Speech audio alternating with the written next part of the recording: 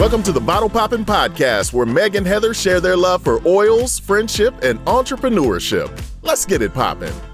Hey everyone, this is Meg. Hi there, this is Heather. And we are the Bottle Poppin' Podcast. Today, Meg, we are going to talk about basil. So I'm going to let you open that bottle and tell me what you get first impression of the scent. Well, it smells like basil. Always a pro. As I'm smelling it, I'm thinking, I wish I knew, because we've grown basil for many years. And I don't know that my nose is, or my memory is good enough to be like, oh, it smells like a sweet basil versus a Thai basil. I'm pretty sure on the bottle it says sweet basil, so that's probably what it is. But yeah, my nose is not that good. But it smells like basil, which is one of my favorite herbs. Like, I love pesto, and I'm in fact tonight making a chicken pesto pizza. So maybe I will find a way to add this oil to that. That sounds fun. Amazing. Well, and it is interesting. We'll talk about other herbs throughout the podcast as well, but it is interesting how not all of the dried herbs smell exactly, or the fresh herbs themselves smell exactly like the bottle of oil. So the fact that you can recognize that it's basil right off the bat with this one. When I hear basil, the first thing I think about is earaches. I feel like anytime somebody's got an earache, the first thing that comes to my head is basil with lavender and tea tree. And so because you don't want to put it directly in the ear canal, if you take a drop of each of those and put them on a cotton ball, and then put the cotton ball right into the ear with the drop side facing out, and then put a warm compress on top of that, it really just calms down that earache. And that's the first thing I think about with basil. But like you said, you use it a lot for cooking. Yeah, but you know what? It's interesting that you said all that for the earache, because I have definitely used it for earaches as well. And I don't do all of that, but that sounds super comforting. Your process, literally what I do is I put it on my finger and just basil and rub it behind my ear. Okay. And that works really well as well. But I bet, with the hot compress and everything, I bet that's super soothing and feels amazing. But if you're in a hurry or on the go, just rubbing it behind your ears helps as well. Good to know. So, yeah. But like you said, I love using this for cooking. So if I was like making a big pot of, let's say, spaghetti sauce or something like that, where basil would fit in well, you could do a drop, but you definitely don't want to do more than one drop. So you have to be super careful with that, because these oils are so potent and that flavor is so potent. So what a lot of people do is they take a toothpick and put it in the oil and then just swirl the toothpick around the sauce that they're making or whatever they're cooking, and then taste it. And you can always, do extra toothpick amounts, but it's amazing how little you need to have a huge impact in your dish. And you still get all the health benefits of basil as well, which is kind of cool, just in the drop form. I also have used this in mixed drinks. Okay. That's pretty fun. But with that, I for sure just do the toothpick in it. And so especially now that it's holiday season, there's so many fun mixed drink recipes out there. I should have looked up one before we jumped on here, but that call for basil. And so to just do a toothpick amount in your drink and before you mix it up, yummy, super yummy. That sounds really fun. And so again, this oil can be used topically, internally, like the food flavoring stuff. You can use it aromatically. It's not one that I would really think to diffuse. Is it one that you have diffused very often? Very often, definitely not. But I'm sure I have used it at some point. Although, prepping for this podcast, I learned that this is one of the top oils for adrenal exhaustion. And with that comes like anxious feelings and feeling constantly stressed. And all of those emotions tend to have the biggest impact through the smell, since it goes through the nose, since it goes straight up to the brain. And so that makes me think like this would be the perfect oil to add to some diffuser blends to help just with calming those anxious feelings, helping you slow down. I personally have struggled with different adrenal dysfunction over the years. And really, when I get in that mode where my adrenals are taking over, I feel like I'm go, go, go, go, go, don't have time for anything. And so to just diffuse it in the air and just by breathing, help myself calm down and be like, there is time. I can get the things done. kind of sounds amazing. So I'm probably going to have to start diffusing it more often now that I know that.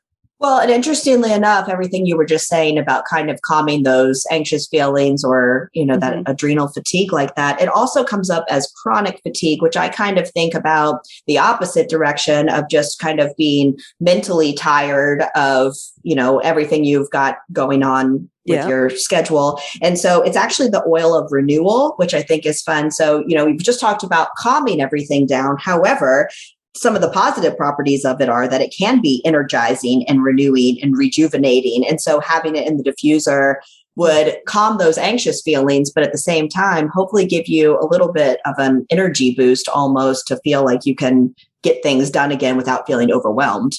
Yeah, totally. It's so interesting you say that because it makes me think about Enneagram, which I know you and I have talked about it a little bit. I don't know if anybody else listening to this has looked into the Enneagram, but the Enneagram is a personality test, and there's 9 different personalities in the Enneagram. And so there's free tests online. I highly recommend you take it to learn and then do a little bit of reading about it. But for me personally, I'm an Enneagram 3, but with every number identified, they also, if you dig a little deeper, it talks about when you're stressed, you jump to a different number. And when you're in a really good space, you pick up the personality traits of a different number. So as a 3, when I am stressed, I jump to a 9. And one of the personality traits of a 9 is they like having to-do lists, and 3s love having to-do lists, but 9s like having to-do lists as well, but they struggle with prioritizing the to-do list.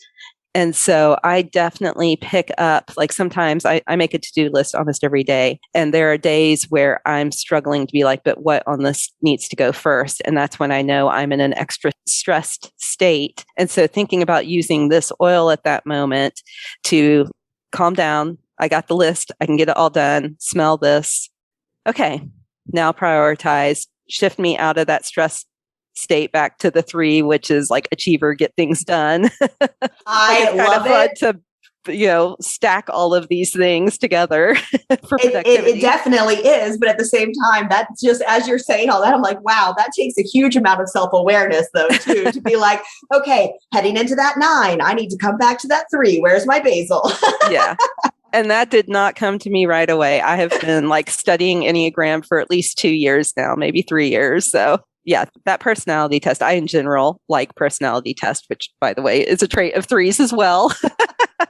But the more I have educated myself on it, the more self-aware I am. And it's super helpful to be self-aware as well. So yes, completely agree. And I like that when you can know which oils to use. That's very intuitive at that point. What do I need right now? And I know there's all kinds of reference books and apps and things like that you can use too. And fortunately or unfortunately, there are so many oils available to us. But at the same time, sometimes that part alone can feel overwhelming. So I think if you recognize that you are kind of heading a certain direction, if you have a tried and true diffuser blend or something specific that you've used in the past to kind of overcome whatever that is right that second, that's nice. So now you'll know that you have basil that you can use that for. I like that. Right. And I will say as well, because I know so many people love diffuser blend recipes specifically, and I own a book with diffuser blends, but it's no longer being published. So I won't necessarily recommend that right now, but I love Pinterest for that. So if you just go to Pinterest and type in essential oil diffuser blends with basil, you'll come up with tons of different ideas.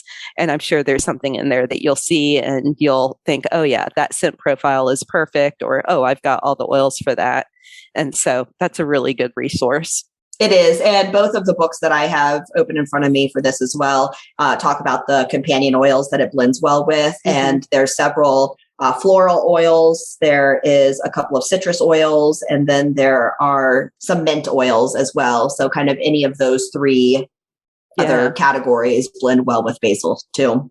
That's good. And I assume if you just want your house to smell like an Italian kitchen, then you could just do all herb oils. You could definitely go that direction. Put a frozen lasagna in the oven when you're having company, put all the oils in the diffuser. Oh, that's so funny. People come in and they're like, wow, you've been cooking all day. Just gourmet. That's how I am. Yep, nothing but the best. Wow, we have so many uses for basil. We definitely need to start using this more often. And shortcuts for life. Love it. Love it.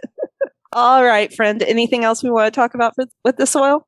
No, I think we're good on that one. Okay. Well, we hope you guys learned something new and enjoyed our conversation today and maybe learned some new ways to use your basil oil as well. If you like this, please also subscribe and follow our podcast. Leave us a rating, leave us a review. It really would mean a lot. All right. Thanks, everybody. Have a great week. Thanks for tuning in. For more information, you can follow these bottle poppin' ladies at bottlepoppinpodcast.com. Tune in next week to learn about what bottle we're poppin'. Until next time, take care. These statements have not been evaluated by the Food and Drug Administration. This podcast is not intended to treat, diagnose, cure, or prevent any disease.